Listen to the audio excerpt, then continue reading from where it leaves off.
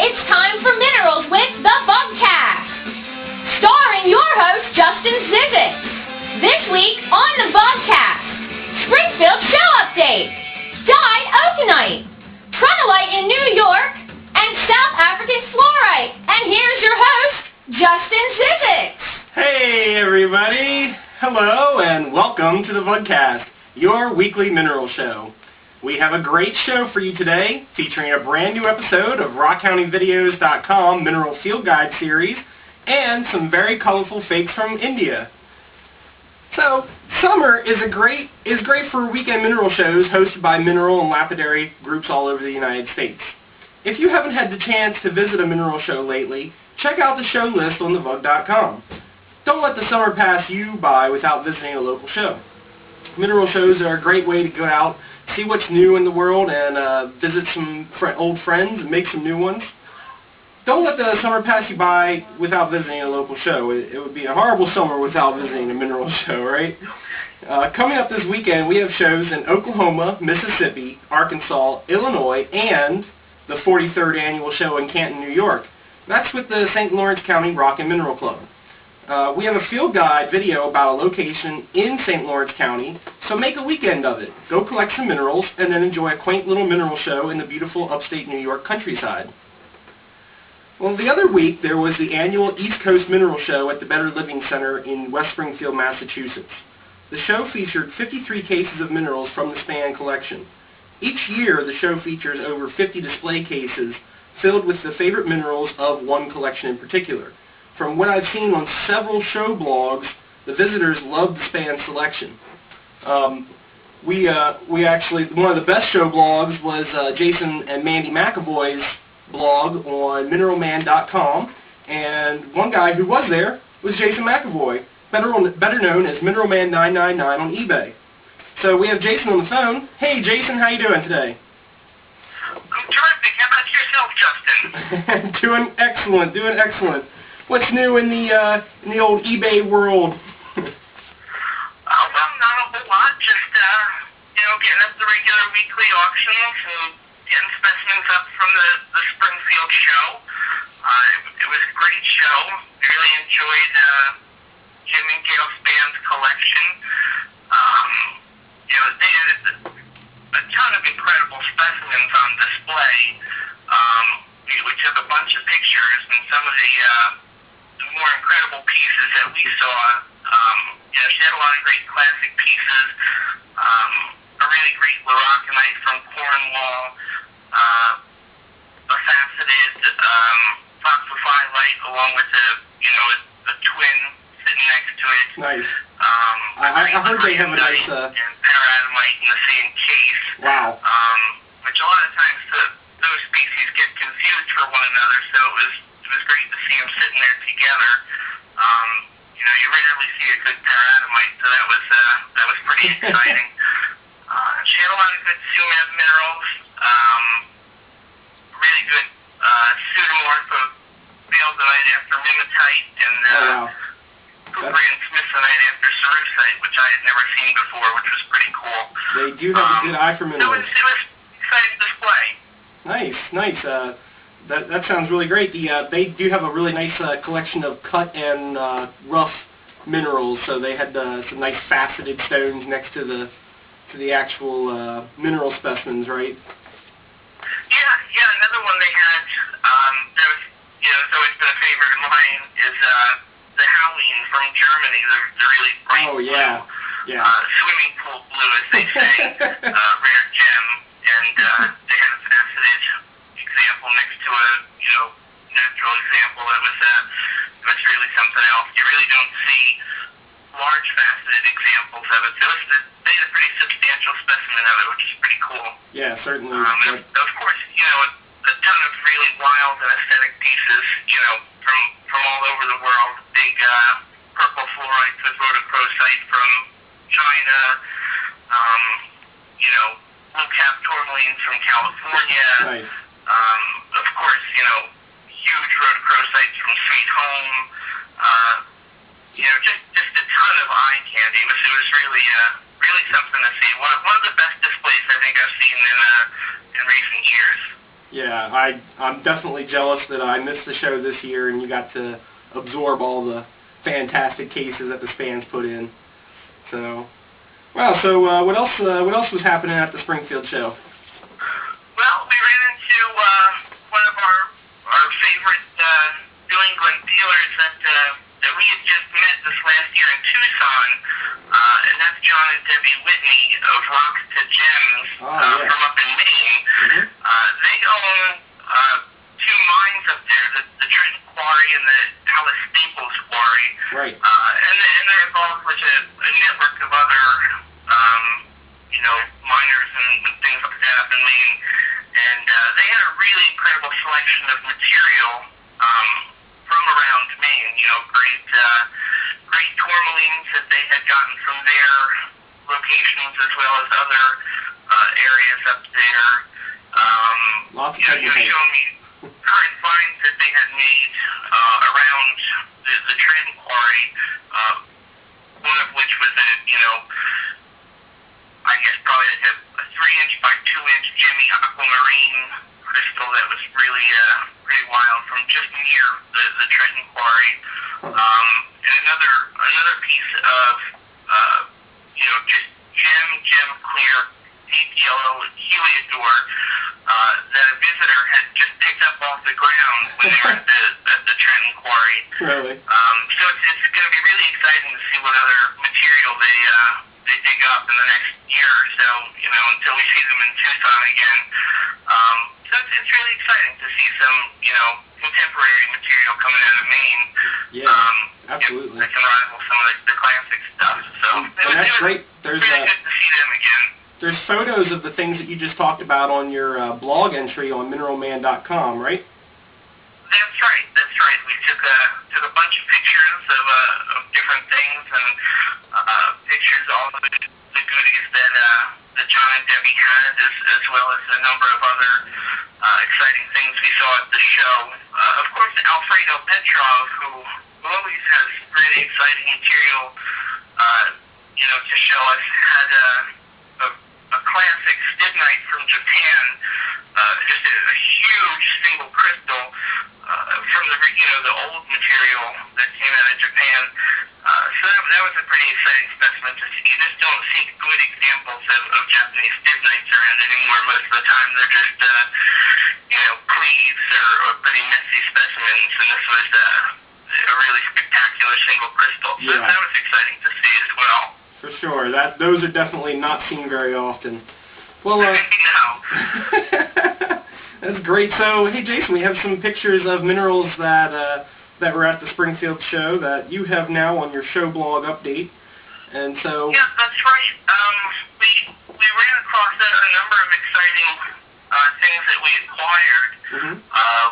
One of the exciting things that we found was the gold collection of this fellow J.W. Grandy, who had just a really wide variety of native gold specimens from rare and far-off localities. Yeah. One of the specimens that we picked up that we were really excited to find was a native gold specimen from the Wild Amunisuk, or however you say it, river in New Hampshire. And I had never seen a New Hampshire gold before. Right. And I think, I'd usually be pretty skeptical, of a gold specimen from such a, strange locality. But one of the things that was great about this fellow is that he kept extensive and detailed records on all the specimens. So we have the lineage of the specimen going back to the original person who found it, and labels, at each step of the way and stuff. So that was pretty exciting to find that piece. Yeah, I bet. New Hampshire gold, that's definitely something you don't see every day. No, not at all. Neat. And, you got another fun gold specimen, too. Yeah, we acquired a number of different gold specimens from the Grandy collection, but this other particular specimen that we're talking about actually is an old Lazard Khan specimen. Wow. It's a classic gold piece from Fesebania in Romania. which of course used to be known as Transylvania. And it's a really impressive, complex, bright crystal on a, quartz crystal matrix with a couple other, sulfides and things like that with it. It's a really showy old-time piece, and we were pretty excited to find it. So you just don't see old classics like that every day. Yeah, definitely. That's the locality where tellurium and tellurite, there's the type locality for both of those guys. Right. You'll definitely want to check out more pictures of that gold specimen on mineralman.com because it's really an impressive piece. Yeah, that's a beautiful gold. That's hey, what a lucky man to come into some really fine golds from really odd locations. Those are really great. It was a lot of fun. It was a lot of fun. We found there was a couple pieces from Japan and Arizona and other localities too. So right. Not an everyday find, that's for sure. Gold from all over the world. Well, all right, a little less shiny than gold. We have this next mineral, which is a relative of pyrite. Tell me a bit about this. That was howrite, you said? Yeah. Those howrite specimens, that's a very rare manganese sulfide. It's in the pyrite group. And these crystals, you tend to see crystals from two localities, one from Poland and this one from Italy. These old Italian specimens were produced, going back over 150 years to the mid-1800s or thereabouts. Yeah. So you really don't find them too often on the market. And crystals are usually, a centimeter or smaller. So we found this crystal that came out of the Schlichter collection that measures an incredible 2 centimeters, which is just, it's almost unheard of for these howrite crystals. So it's complete all around. Typically, they're octahedral from this Italian locality. But on rare occasion, you find these modified crystals, which is the specimen we're talking about here. Is complexly modified. It's really unusual for howrite. How big did you say this specimen was? It's just, really incredible. So we were pretty excited to find that piece. It's certainly a rare find. Wow. Beautiful. How big was that specimen actually? It's It was 2 centimeters by 1.75 centimeters, and this, nearly an inch. That thing's gonna fill up a fungo box. That's a really cool single crystal. I really dig that. And then, speaking of really cool single crystals, tell me about finding this really great boleite. Well, we've always got our eyes open for boleites and commentiites and those really bright blue, colorful species. Ever since I got into mineral collecting, I've kind of had a fascination with them. And rarely do you find boleite crystals that are, beyond 5 millimeters or so. And we're always looking for crystals, the bigger the better. So we were lucky enough to find this, single crystal that is just under 1 centimeter. It's 9 millimeters. Yeah. Of course, if you measured it from corner to opposite corner, you're that's getting close to 1 centimeter. But on edge, 9 millimeters, which is pretty substantial for a boleite crystal. Absolutely. It's, pristine all around, and it looks just very really bright and lustrous. So it's, it's about as good as you can get for a boleite crystal. So, again, it's one of our more exciting finds from the show. Yeah, absolutely. And, well, Jason, I just want to tell everybody out there that more fine minerals like this can be found on your website, mineralman.com. And, Jason, I was shocked the other day. I was searching on Google for mineral auctions, and, your mineral auction store on eBay is the 3rd result on Google. And, it shocked me for a moment, and then I realized that I don't think that there's anyone else that consistently has auctions on every single week with just a diverse mixture of fine minerals from across the world. So you're getting a lot of recognition, but then again, you put in a lot of hard work on these things. So. I really appreciate you saying that. That's really nice to hear. And Mandy and I take a lot of pride in what we do, and we work all week long, but it's a lot of fun too. You know, it takes us to a lot of fun places, and we meet a lot of fun people, and you know, we just pick up every mineral collection we can find and dig through them, and you know, basically we have piles of minerals that we just dig through every week, and whatever we think is exciting, we put up for auction, and you know, apparently other people think it's fun and exciting too, so it's been a lot of fun. It's been a lot of fun. We dig it. Well, Jason, thanks for joining us, and we're looking forward to hearing from you again and checking out your weekly auctions on eBay. So thanks for joining us. And I thank you very much, Justin, and you and Brandy keep up the great work. we love the Vug, and yeah, just can't thank you enough for everything you've done for the mineral community at large. Oh, so, for sure. Thanks so much, and I look forward to hopefully seeing you at the next mineral show. I guess will be Tucson we see you at. Yeah, absolutely. Well, we'll definitely have to get together then and have some fun. So, all right, hey, thanks again, Jason. Talk to you later. Thanks again. It's always fun to check in with our friends, Jason and his lovely wife, Mandy. And be sure to check out their auctions on eBay, MineralMan999, and you can find a link to their mineral auctions directly on MineralMan.com. So, well, last week I got a special surprise from the Mineralogical Record, and that was this reprint of the 48-page article of Rock Couriers that was published in 5 issues of the Mineralogical Record entitled About Mineral Collecting. Well, I think that this is a really great book reprint for people who are interested in mineral collecting, as well as the trials and tribulations of being a mineral dealer, finding your own minerals, and cleaning, and all kinds of different things. So check out the mineralogicalrecord.com. This is available for $15 plus shipping. Well worth it. A great reprint from that magazine, and so if you don't subscribe to the Mineralogical Record, you definitely want to pick this up. And if you don't subscribe to the Mineralogical Record, you should definitely. It's mineralogicalrecord.com. You can find them. You can find the banner on the top left corner of the vug.com homepage. Just click on that banner and check out their listing for About Mineral Collecting. And another thing is a free book. And we love free books. Russ Benkei's recently compiled book, Treasured Minerals, is available for free download on his website. All you do is go to russbenkei.com, or you can click on the banner on the front page of the vug.com on the top right.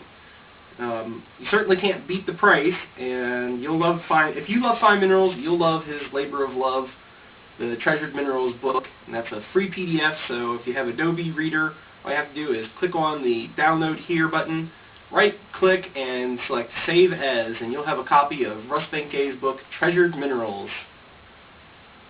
And, of course, for what's new in minerals, always check out the front page of the Vug for daily updates. We have all kinds of fun, interesting things that we're constantly doing on the Vug, and they're constantly submitting new links to different interesting mineralogical things online. So check out the front page of the vug.com for daily updates to see what's new in minerals.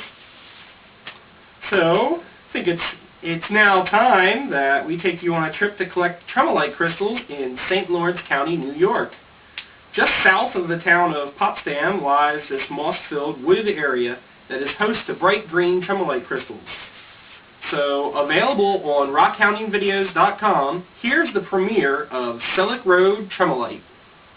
Take it away, Engineer Brandy. Selleck Road is one of our favorite collecting areas in St. Lawrence County. With great specimens of bright green gemmy tremolite crystals in singles and clusters, as well as over a dozen other minerals, this location makes for a great collecting trip in the woods of upstate New York. Join us just east of the town of West Pierpont, where you will find this spot just a mile off County Road 24 on Selleck Road.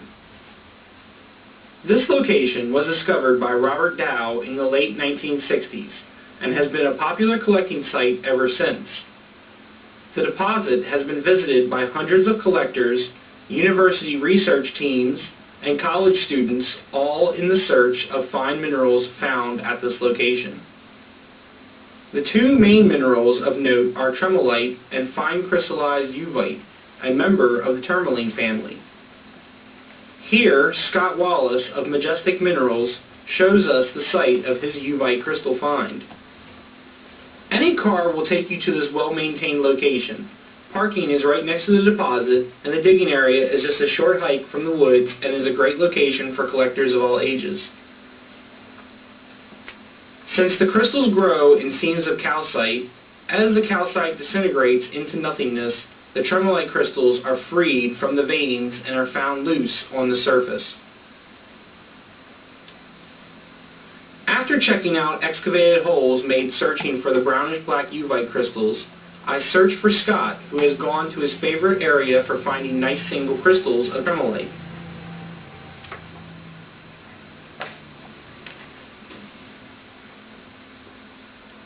Lovely single tremolite crystals such as these are readily found all over the collecting area, many of them in clusters with the occasional floater crystal. Single uvite crystals are a bit harder to find. However, with a bit of rooting around the forest floor, clusters with large tremolite and uvite can be found.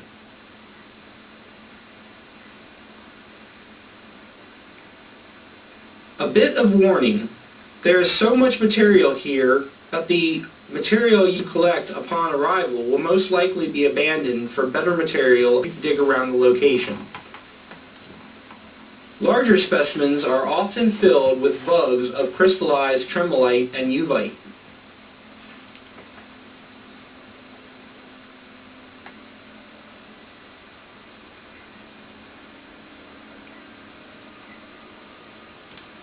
For more information on this location, check out Volume 2, Number 2, issue of The-VugCast Quarterly, available for free download on The-VugCast, and the book, Field Collecting Minerals in the Empire State, by Michael Walter, available on geologicaldesires.com. We hope you have the chance to visit, find a few specimens, and share with us a memory of a fine summer's day collecting in New York.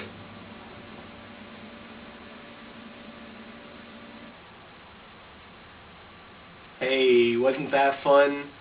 Collecting minerals in upstate New York. And again, just a reminder, if you live anywhere near this area, the 43rd annual Canton Rock Show is this weekend.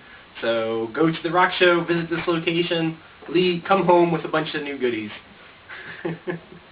So, well, hey, you know that you can download all of the copies of the Vug Quarterly magazine for free on the The-VugCast magazine archive, and that's right on the front page of the Vug. And there you can download issues like this, the recent issue for the Vug, and in here there is an article about the Selleck Road location, as well as a map, and lots of other great articles. And we often have mineral location maps in these magazines, so if you haven't been there yet, check out the The-VugCast magazine archive, and you can download all 6 copies of the magazine we have out so far for free, filled with lots of wonderful information. So definitely give that a look. And if you love tales about mineral collecting, this is an excellent book written by Michael Walter, and it's available on geologicaldesires.com.